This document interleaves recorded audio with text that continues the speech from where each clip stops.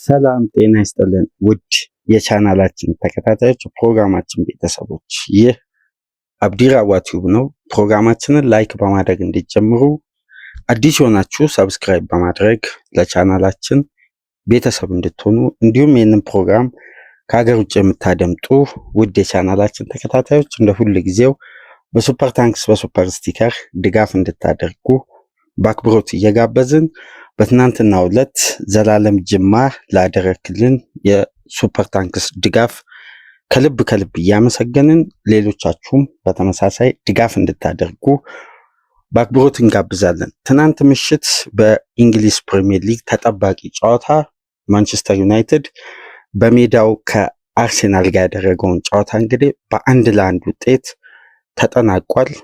ብሩኖ ፈርናንዴስ ከረፍት በፊት በአስደናቂ ቅጣት ምት ዩናይትድን መሪ ማድረግ ሲችል ከረፍት በኋላ ደክላን ራይስ ሌላ ግሩም ግብ አስቆጥሮ ጨዋታው እንግዲህ በ1-1 ውጤት ተጠናቋል።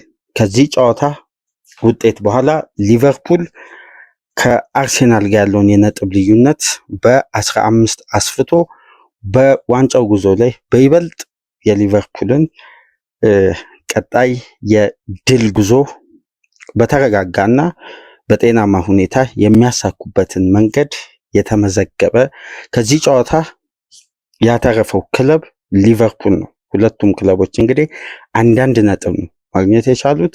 ሊቨርፑል ሳይጫወት ባተረፈበት የምሽቱ ጨዋታ የአርሴናል ተመሳሳይ ጌም ፕላን ባለፉት በፕሪሚየር ሊግ ጨዋታዎች የተስተዋሉ ተመሳሳይ አይነት የጨዋታ አቀራረብ የፈጠረው ክፍተት የሩበን አሞሪም ዩናይትድ በተደራጀ በተቀናጀ ነገር ግን በውስን ተጫዋቾች ይዞ በገባው ጌም ፕላን በሁለቱም 45 የቡድኑን እቅድና አጨዋወት ለመተግበር ባደረጉት ጥረት ምናልባት ከዚህ ጨዋታ ይዘው ከገቡት ምርጥ 11 መነሻ ስናደርግ ዩናይትድ የተሻለ እንቅስቃሴም መከላከልም ከኳስ ጋም ያለ ኳስም ጥሩ ቢልድ አፕ ግብም ማስቆጠር እድልም በመፍጠር በኩል የተሻለ ነበር። ነገር ግን የሚካኤል አርቴታ አርሴናል ተመሳሳይ አይነት የጨዋታ አቀራረብ ከዚህ ቀደም ቡድኑ በተመሳሳይ ጌም ፕላን ለሚቀርቡ ክለቦች የሚሰጠው ምላሽ ወይም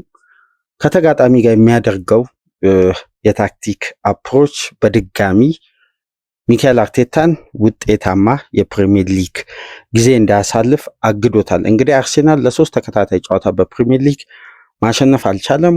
በዌስትሃም ከተሸነፈ በኋላ በሜዳው ከኖቲንጋም ፎረስት ጋር ያለምንም ግብ ማጠናቀቅ ችሎ ነበር። በድጋሚ በኦልድ ትራፎርድ 1-1 ተለያይቷል። ባለፉት 3 ጨዋታዎች ማሳካት ካለበት 9 ነጥብ 2 ብቻ በማሳካት የነጥብ ልዩነቱ አሁንም ሳይጠብ በሊቨርፑል የበላይነት እንደቀጠለ ነው። ይሄ ምናልባት ሚካኤል አርቴታን በእጅጉ በዚህ ወቅት አንዳንድ ሁኔታዎች ለቀጣይ የውድድር ዓመት ዝግጅት እንዲያደርግ የሚያስገድድ የተለያዩ ጌም ፕላኖችን ቡድኑ በድጋሚ መመልከት እንዳለበት የጠቆመ ሌላ ጨዋታ ነበር።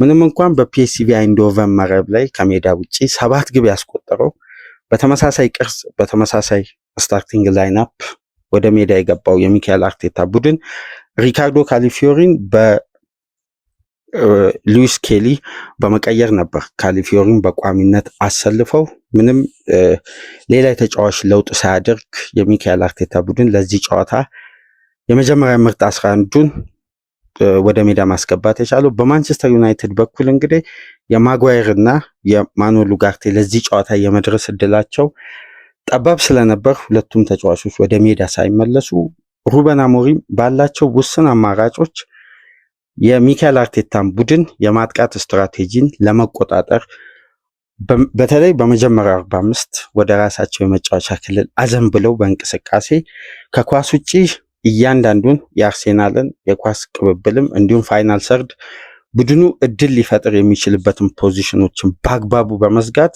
ጌሙን ኮንትሮል ማድረግ ችሏል። ለመጀመሪያ ጊዜ እንግዲህ ቪክተር ሊንድሎፍ ከዓመት በኋላ በማንቸስተር ዩናይትድ ማሊያ በፕሪሚየር ሊግ ቋሚ ሆኖ በተሰለፈበት የምሽቱ ጨዋታ እንግዲህ ዩናይትድ ከአንድ በላይ ግብ ሳያስተናግድ በ1-1 ውጤት ተጠናቋል። ብሩኖ ፈርናንዴዝ እና ራይስ የጨዋታው ልዩነት ፈጣሪ ነበሩ። የሁለቱም ተጫዋቾች ከግቡ በላይ የነበራቸው እንቅስቃሴና አስተዋጽኦ ፍጹም የተለየ ነበር። በሁለቱም ክለቦች በኩል ውጤቱን ለማስጠበቅ ውጤት ለመቀየር የተደረጉ ጥረቶችን በተወሰነ መልኩ አንስተን እንወያያለን። አሁን ለከፈታችሁ ላይክ እያደረጋችሁ አዲስ የሆናችሁ ሰብስክራይብ በማድረግ ለቻናላችን ቤተሰብ እንድትሆኑ ከሀገር ውጭ የምታደምጡ እንደ ሁል ጊዜው ድጋፋችሁን እንድታደርጉ በአክብሮት እየጋበዝን ጨዋታው እንዴት ነበር? የኦልድ ትራፎርዱ ፍልሚያ በተጠበቀው ደረጃ ነው ወይስ በመጀመሪያ 45 የተስተዋለው የአርሴናል በብዙ መልኩ ኳሱን መቆጣጠር፣ ዩናይትድ ደግሞ በተገኙ አጋጣሚዎች እድል ለመፍጠር ካልሆነ ደግሞ በራሱ የመጫወቻ ክልል የሚመጡትን የአርሴናል የማጥቃት እንቅስቃሴ ለመገደብ የታሰበው ስትራቴጂ በሩበን አሞሪም የጌም ፕላን የተጠናቀቀ ይመስላል። የመጀመሪያው 45 የጨዋታውም ጌም ፕላን በደንብ ያሳየ የመጀመሪያ የዩናይትድ ትልቅ እቅድ ውጤታማ ሆኖ የተጠናቀቀበት የመጀመሪያ 45 መመልከት ችለናል። ለምሳሌ የአርሴናልን የግራ ፉልባክ ፖዚሽንን ትኩረት ያደረገ የማጥቃት እንዲሁም ረጃጅም ኳሶች ወደዛ ፖዚሽን በመጣል በአሊያንድሮ ጋርናቾ ፍጥነትና የድሪብል ስኪል ተጠቅሞ ዩናይትዶች ከረፍት በፊት ያንን የሜዳ ክፍል ለማጥቃት ባቀዱት መሰረት አንድሬ ኦናና በቢልድ አፕ በኩል ረጅም ፓስ ለጋርናቾ ካሻገረ በኋላ በእንቅስቃሴ ጋርናቾ ላይ የተሰራ ጥፋት ነው። እንግዲህ ትሮሳርድ የጋርናቾን ፍጥነት ካቋረጠ በኋላ የተገኘችው ፋውል ናት። በመጀመሪያ 45 እረፍት ሊጠናቀቅ የተወሰኑ ደቂቃዎች ሲቀሩ ዩናይትድ በብሩኖ ፈርናንዴዝ አማካኝነት አስደናቂ ግብ ማስቆጠር የቻለው። ከግቧ ጋር በተያያዘ አንዳንድ አወዛጋቢ ጉዳዮች እየወጡ ነው የሚገኙት። ለምሳሌ የመጀመሪያው አወዛጋቢ ጉዳይ አንቶኒ ቴለር የአርሴናል ተጫዋቾች የሚደረደሩበትን ያርድ የቆጠሩበት መንገድ ጥያቄ ውስጥ ከቷል። በግቧ በነበረው እንቅስቃሴ ከ25 ያርድ ነው እንግዲህ እንደምታውቁት ብሩኖ ፈርናንዴዝ ያስቆጠረው። ነገር ግን 10 ያርድ ነው ቆጥረው ዳኛው ማሰለፍ የነበረባቸው የአርሴናልን ተጫዋቾች። ነገር ግን ትንሽ ገፋ አድርገው 11.2 ያርድ ላይ ነው የአርሴናል ተጫዋቾች እንቅስቃሴውን ለመገደብ ወይም ለመሸፈን ግብ ጠባቂው ተጫዋቾችን የሚደረድርበት ቦታ ማለት ነው እና ከ10 በላይ አንቶኒ ቴለር ቆጥረው ማሰለፋቸው ተገቢ አይደለም። ይሄን ጉዳይ ደግሞ የአርሴናል ተጫዋቾች እንኳን በትኩረት ተመልክተው ጥያቄ አላቀረቡም ለዳኛው እና ዳኛው አንድ ስቴፕ ወደፊት ገፋ አድርገው ወደኋላ ወደ ራያ ጠጋ አድርገው ነው የአርሴናል ተጫዋቾችን መስመር ያሰመሩትና ይሄ ጥያቄ ውስጥ ከቷል በግቧ እንቅስቃሴ ውስጥ። ነገር ግን ይሄ የዳኛው ክፍተት ሊሆን ይችላል። ራያ በዛ በብሩኖ ፈርናንዴዝ ግብ ማስቆጠር የነበረው ፖዚሽን የተወው ሰፊ የግቡን አንግል እንዲቆጠር አንዱ ምክንያት ሆኗል። ምንም እንኳን የብሩኖ ፈርናንዴዝ አስደናቂ ቴክኒክና ግቧን ያስቆጠረበት መንገድ ቢደነቅም የግብ ጠባቂው ክፍተት እዛ ጋር የነበረው ፖዚሽን በአግባቡ ግቧን ለመከላከል ወይም ለማውጣት ለግብ ጠባቂ ምቹ ያልሆነ ፖዚሽን ነው የመረጠውና ሰፊ አንግል ነበረው። ይህን ተጠቅሞ ነው እንግዲህ ይህ ፖርቹጋላዊ በአስደናቂ ሁኔታ ዩናይትድን ቀዳሚ ማድረግ የቻለው።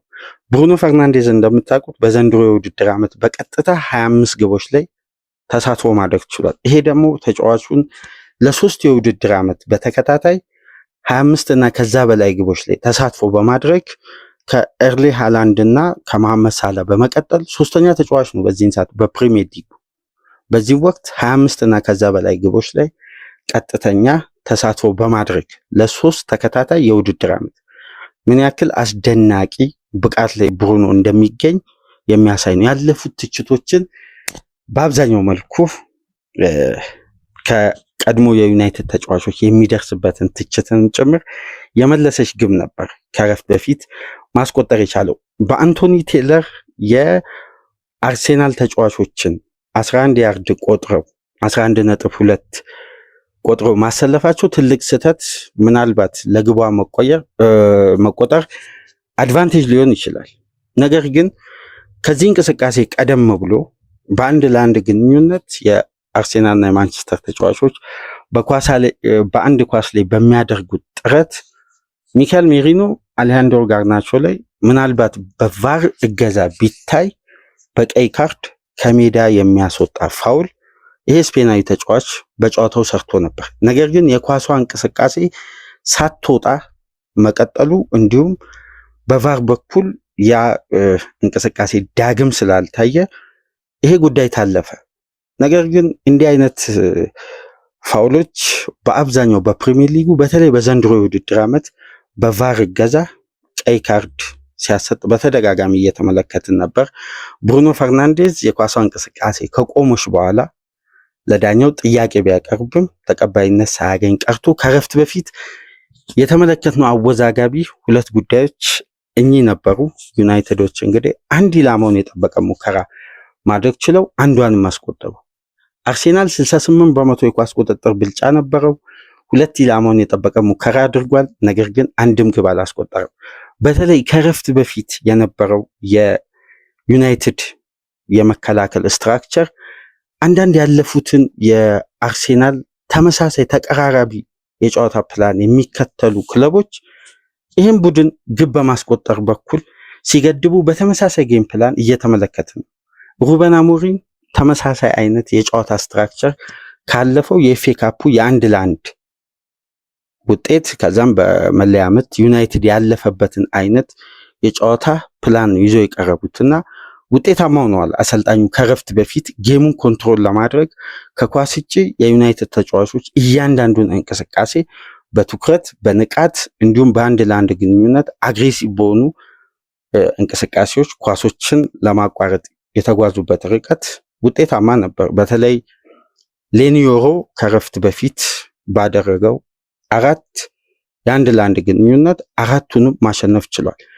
የዩናይትድ ትልቁ ጌም ፕላን የነበረው የአርሴናል የማጥቂያ እንቅስቃሴ በአብዛኛው የሚነሳው ከቀኝ የሜዳ ክፍል ነው። በኢታን ንዋኔሪ እና ቲምበር መካከል የሚደረግ እንዲሁም ማርቲን ኦዴጋርድ ወደ እነሱ አዘም ብለው በማጥቃት እንቅስቃሴ ከዛ ኤሪያ የሚነሱ ኳሶች ናቸው። በአብዛኛው አርሴናል ከሳካ ጉዳት በኋላ ግቦችንም የሚያስቆጥረው እድሎችንም ክሬት የሚያደርገው ያንን ፖዚሽን ለመዝጋት የሩበን አሞሪም ቡድን የመረጠበት የጌም ፕላን ውጤታማ ነበር ከረፍት በፊት።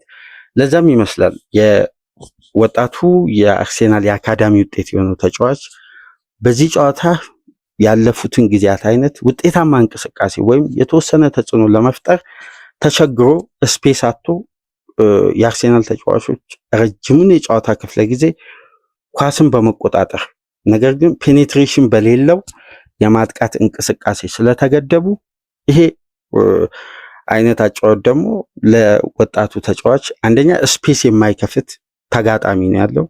በሁለተኛ ደረጃ ደግሞ ቡድኑ ስሩ ፓሶችን በአብዛኛው በዘንድሮ የውድድር ዓመት መቀነሱና ከኤሪያ ውጪ የሚሞከሩ ተደጋጋሚ ሹቶችን የሚካኤል አርቴታ ቡድን ሲያደርግ አንመለከትም እና እንደነዚህ አይነት እንቅስቃሴዎች ለኢታን ንዋኔሪ የተገደበ ተጽዕኖ እንዲኖረው ያስገድዳል እና ተጫዋቹንም ቀይሮ አስወጥቶታል ሚካኤል አርቴታ ከረፍት በኋላና የሩበን አሞሪም የመጀመሪያ ጌም ፕላን በመጀመሪያ 45 ውጤታማ ሆኖ ነበር የተጠናቀቀው።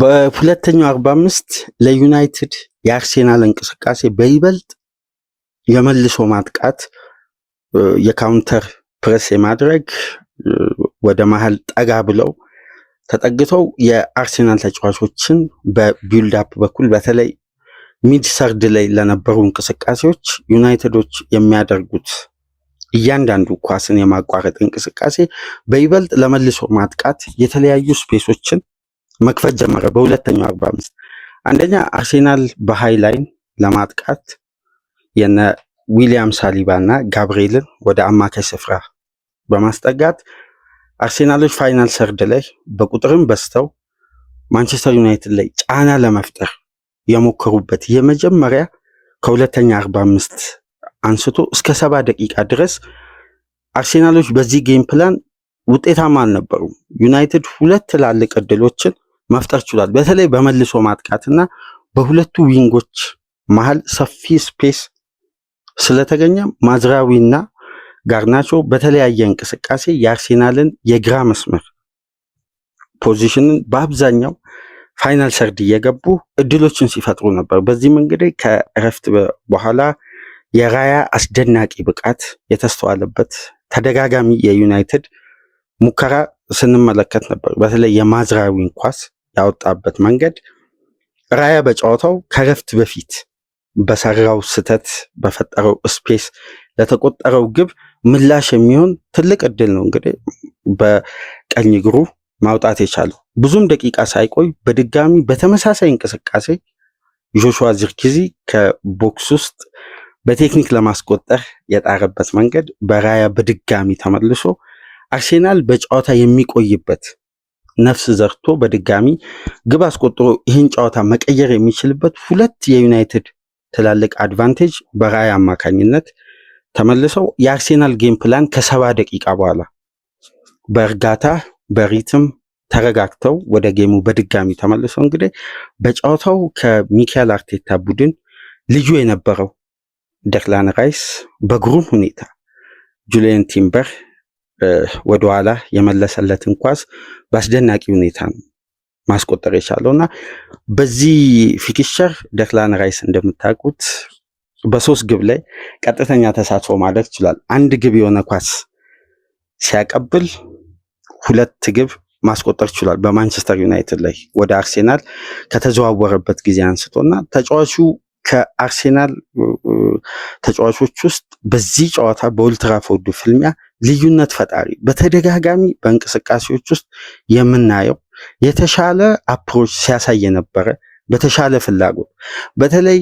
አርሴናል ብልጫ በሚወስድበት ወቅት ፋይናል ሰርድ ቡድኑ በተደጋጋሚ እንዲገባ በመልሶ ማጥቃት የዩናይትድን እንቅስቃሴ በመቁረጥ አርሴናልን የተለያዩ ጠባብ ስፔሶችን እንኳን እያገኘ አንድ ነገር ክሬት ለማድረግ ሲጥር የነበረ ተጫዋች ነው እና ግቧም በአስደናቂ ሁኔታ የተቆጠረች ግሩም ግብ ነበር። የራይስ እንቅስቃሴን በተወሰነ መልኩ በዚህ ጨዋታ የነበረው ልዩነት እያንዳንዱ ከኳስ ጋር ያለ ኳስ ጨዋታው ላይ የነበረውን ተጽዕኖ በቁጥር ስንመለከት 68 ፓስ አድርጓል። ከዚህ ውስጥ 63ቱን በተሳካ ሁኔታ ማጠናቀቅ ችሏል። እዚህ ጋር ግን አንድ የተለየ ትልቅ ቁጥራዊ መረጃ የምንመለከተው 15 ጊዜ ፋይናል ሰርድ የገባ በጨዋታው የሚገኝ አማካይ ብቸኛ ዴክላን ራይስ ነው ከሁለቱም ቡድኖች። ሁለተኛ ደረጃ የተቀመጠው ብሩኖ ፈርናንዴዝ ነው 13 ጊዜ ፋይናል ሰርድ በመግባት። ነገር ግን የራይስ እንቅስቃሴ በአርሴናል ማጥቃት ፋይናል ሰርድ ላይ የነበረው ተጽዕኖ ከፍ ብሎ ነገር ግን ቡድኑ ተደጋጋሚ ተመሳሳይ አንድ አይነት ቅርጽ ያለውን የኳስ ቁጥጥር መደጋገሙ ዩናይትድ ራሱን መልሶ ሪፎርም አድርጎ የመከላከል ስትራክቸሩን እንዲይዝ ምቹ ጊዜ ለዩናይትድ ተከላካዮችም ለአማካይ ስፍራ ተጫዋቾች የማሰቢያ ጊዜ የሚፈቅድ የኳስ ቁጥጥር ብልጫ ነበር።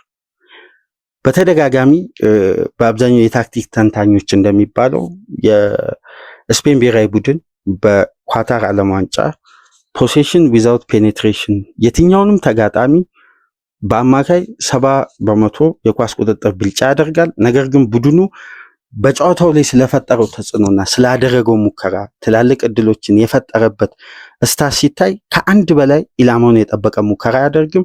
ትላልቅ ቻንሶችን መፍጠር አይችልም እና የኳስ ቁጥጥር ብልጫ ብቻ በጨዋታ ትልቅ ተጽዕኖ ሊፈጥር እንደማይችል በድጋሚ ለሚካኤል አርቴታ በፕሪሚየር ሊጉ በተለይ ለተጋጣሚ ኳስን በመተው ምን ያክል ልዩነት ፈጣሪ እንደነበር ከፒኤስቪ አይንድሆቨን ጋር ተመልክተናል። 7 ግቦችን አስቆጥሮ መውጣት የቻለ ቡድን ነው። ተፈላጊ ተመራጭ የቡድኑ ቅድሚያ የሚሰጣቸው 4 አጥቂዎች በሌሉበት 7 ግብ ቡድኑ ማስቆጠር ችሏል። ነገር ግን በዛ ጨዋታ የነበረው የሚካኤል አርቴታ የኳስ ቁጥጥር ብልጫ 46% ነው። ነገር ግን በኦልድ ትራፎርድ ፍልሚያ 68% የኳስ ቁጥጥር ብልጫ አድርጓል።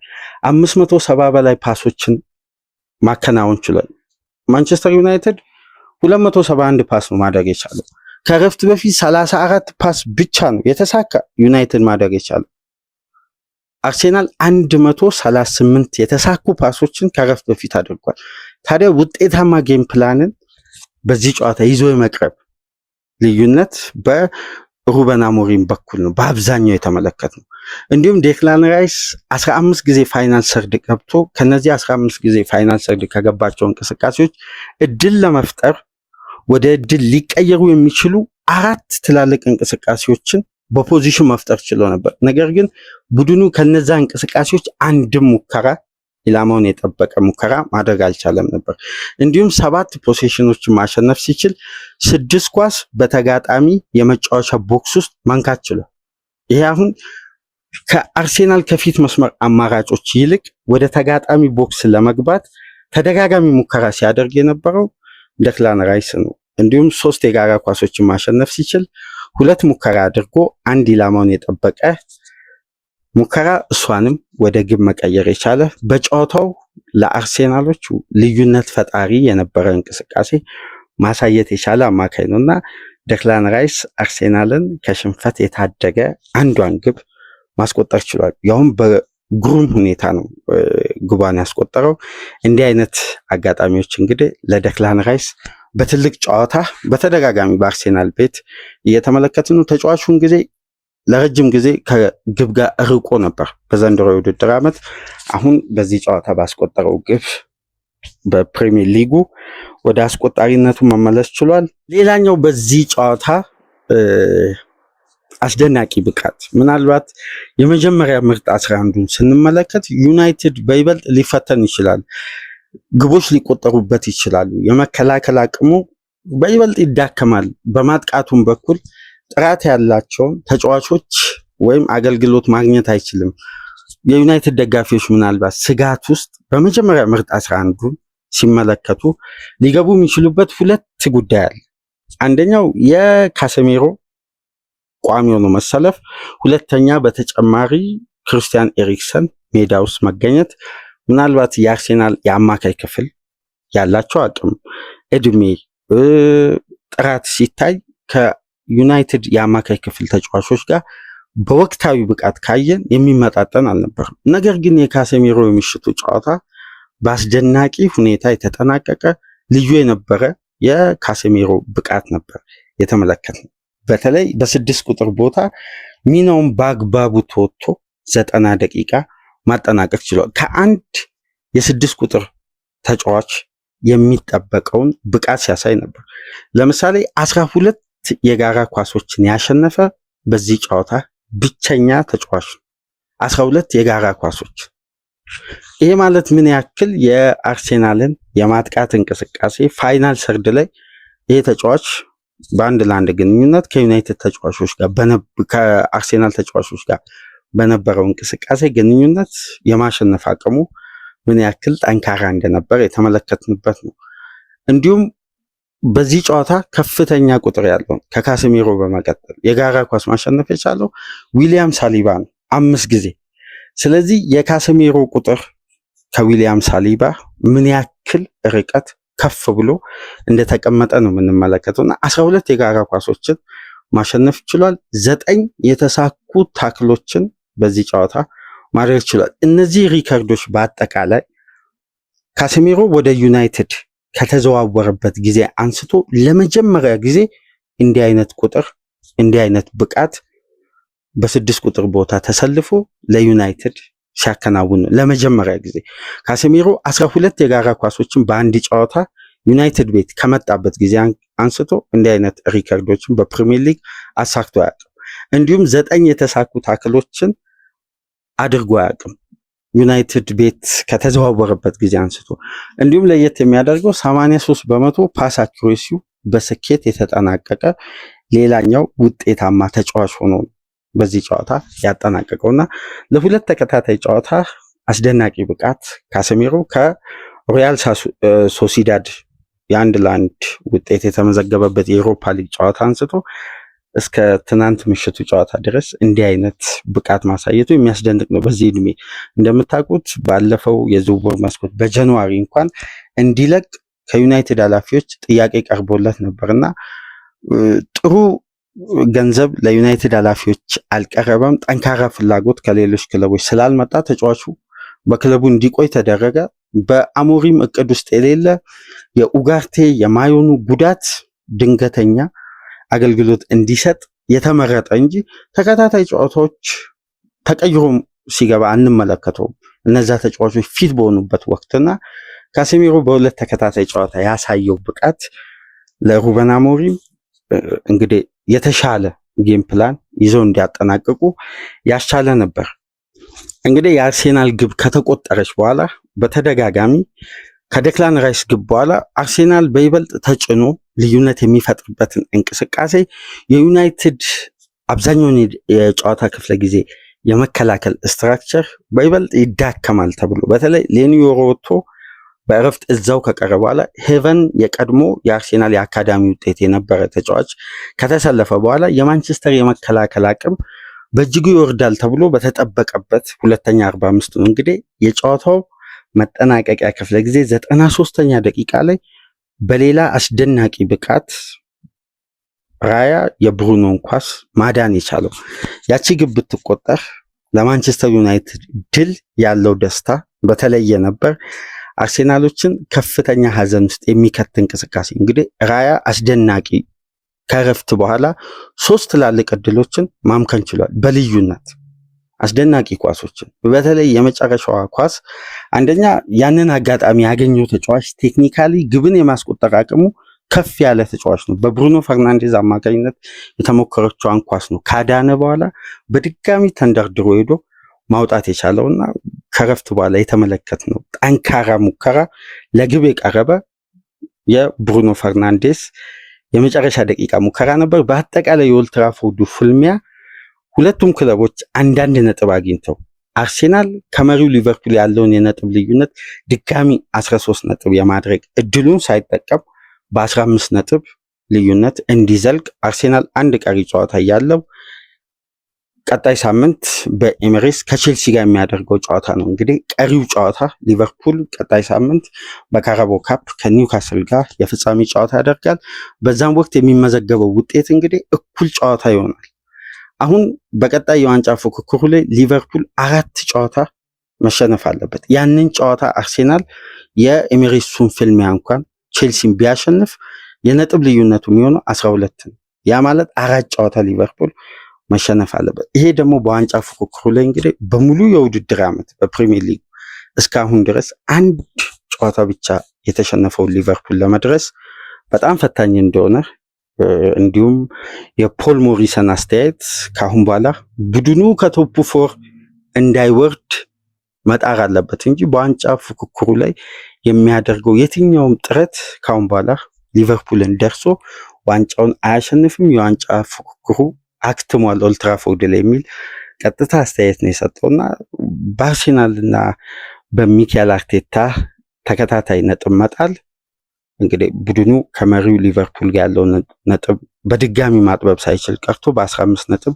እንዲሰፋ ምክንያት ሆኗል። ማንቸስተር ዩናይትድ እንግዲህ ባለፉት 321 የፕሪሚየር ሊግ ጨዋታዎች ከረፍት በፊት መርቶ አንድም ጨዋታ አልተሸነፈም። 296ቱን ሲያሸንፍ 25 ጨዋታ ብቻ ነው አቻ የወጣው። ምንም አይነት ሽንፈት በሜዳው አላስተናገደምና ዩናይትድ የራሱን ጥንካሬ ሪከርድ ባስቀጠለበት የኦልድ ትራፎርድ ጨዋታ ነው እንግዲህ የሚካኤል አርቴታ አርሴናል ባለፉት 18 ከቶፕ 6 ክለቦች ጋር ባደረገው ጨዋታ 10ን አሸንፎ በ8ቱ አቻ ወጥቶ ምንም አይነት ሽንፈት አላስተናገደም። ከቶፕ 6 ጋር ያለውን ጠንካራ ሪከርድ እንደቀጠለ ነው። ሚካኤል አርቴታ እንግዲህ 200ኛው የፕሪሚየር ሊግ ጨዋታ ነው በአቻ ውጤት ማጠናቀቅ የቻለው። አሰልጣኙ እንግዲህ 118 ጨዋታዎችን አሸንፏል፣ 45 ጨዋታዎችን ተሸንፏል። የቀሩትን ጨዋታ በአቻ ውጤት ነው ያጠናቀቀው። በፕሪሚየር ሊጉ ብቻ 380 ግቦችን ሲያስቆጥር 284 ግብ ተቆጥሮበታል። በአጠቃላይ የሚካኤል አርቴታ ቡድን ከመሪው ሊቨርፑል ጋር ያለውን የነጥብ ልዩነት ማጥበብ ሳይችል ቀርቶ በድጋሚ የነጥብ ልዩነቱ ለሌላ ቁጥር ሰፍቷል ማለት ነው። በአጠቃላይ የጨዋታውን ቁጥራዊ መረጃ በተወሰነ መልኩ ስንመለከት ባለሜዳው ማንቸስተር ዩናይትድ 1.65 ኤክስጂ ክሬት ማድረግ ችሏል። አርሴናል 1.61 ኤክስጂን ያስመዘገበው 68% የኳስ ቁጥጥር ብልጫ ነበረው። 32% በማንቸስተር ዩናይትድ በኩል በጨዋታው ትላልቅ እድል በመፍጠር ማንቸስተር ዩናይትድ 2 አርሴናል 3 በሙከራ በኩል ዩናይትድ 10 አርሴናል 17 ኢላማውን የጠበቀ ሙከራ በማድረግ ግን ሁለቱም ክለቦች እኩል 6 ሙከራ ማድረግ ችለዋል።